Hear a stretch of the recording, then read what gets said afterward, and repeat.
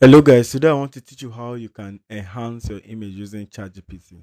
How you can restore your image qualities. For example, you take a look at this background like this. If you see this picture, you know that something is wrong with this picture actually. And if you want to use them for framing like this, one or two things will not be all right because look at the blemishes, look at his eyes. So let me show you what we transformed that to. That particular image you have seen, this is what we were able to transform it to.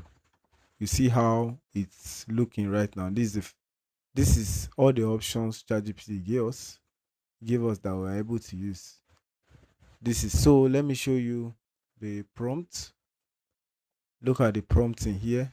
So the prompt will be in the description of these videos for you to follow like that.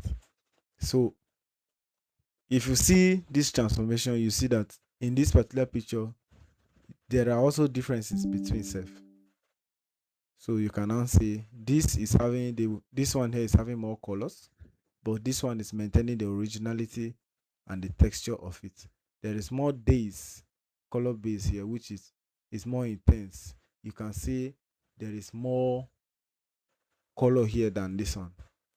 So that's it. So let me drop in the description the prompt for you to enhance any image of your choice which you can convert.